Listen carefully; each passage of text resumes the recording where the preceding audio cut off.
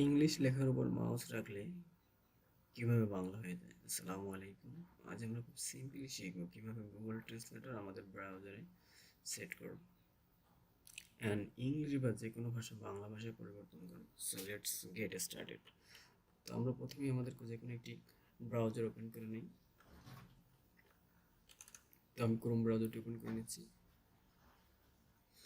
And আমরা চাইলে এখান থেকে দুভাবে আমরা এটি অ্যাড করে নিতে পারি।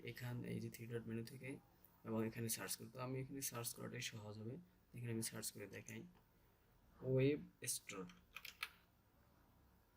ওয়েব স্টোর, তো ওয়েব স্টোরে যে ক্রোম ওয়েব স্টোর, এখানে আমরা এই সাইটে যাব। এই সাইটে যাওয়ার পর এখানে আমরা সার্চ করব। যদি এখানে আগে থেকে আমার এটা আসছে, তারপর আমি আপনাদের সুবিধার্থে সার্চ করে দেখাচ্ছি।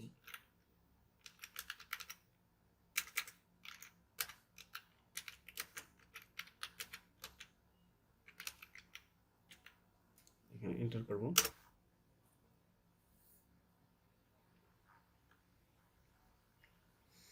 তো আমাদের এই গুগল ট্রান্সলেট এক্সটেনশনটি আমাদের সামনে, এখন আমরা এটা ওপেন করে নেব।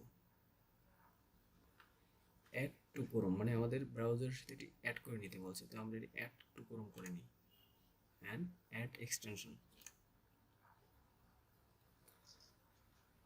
তো আমার এক্সটেনশনটি ডাউনলোড হয়ে গেছে অ্যান্ড অলরেডি এটা অলমোস্ট সেট হয়ে গেছে। তো আমরা কীভাবে বুঝবো আমাদের এই যে এক্সটেনশনটি আমাদের ব্রাউজারের সাথে অ্যাড হয়েছে। তো এই যে পাতার মতো একটি চিহ্ন দেখা যাচ্ছে, তো এখানে আমরা এক্সটেনশন বার এখানে ক্লিক করবো। এখানে ক্লিক করবো, এই যে আমাদের এক্সটেনশনটি আমাদের ব্রাউজারের সাথে সেট হয়েছে। তো আমরা এটা চাইলে আমাদের এই আপারে পিন করে নিতে পারি। তো এই যে পিন করে নিলাম।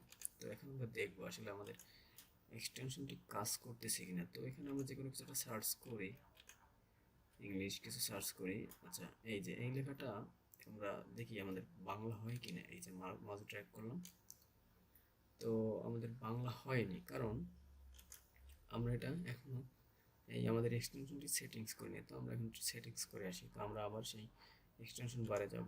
যাওয়ার পর আমরা এই যে গুগল ট্রান্সলেট, এখানে আমরা এই যে থ্রি ডট মেনু, এখানে ক্লিক করে আমরা অপশনসে যাব।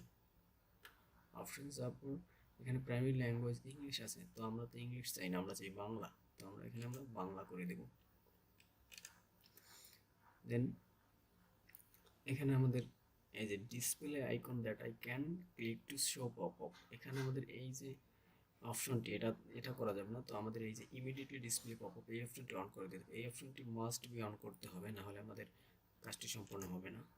তো এবার আমরা সেভ করে দেব। তো আমরা এখন দেখবো আমাদের কাজটি হয়েছে কিনা। তো আমরা একবার রিলোড দিব। রিলোড দেওয়ার পরে আমরা আবার একটু মাউস ড্র্যাগ করে নিব। তো আমাদের কাজটি হয়েছে। তো এভাবেই আমরা আমাদের গুগল ব্রাউজারের সাথে গুগল ট্রান্সলেটটি অ্যাড করে নিয়ে যে কোনো ইংলিশ লেখা বাংলা লেখায় পরিবর্তন করে নিতে পারি।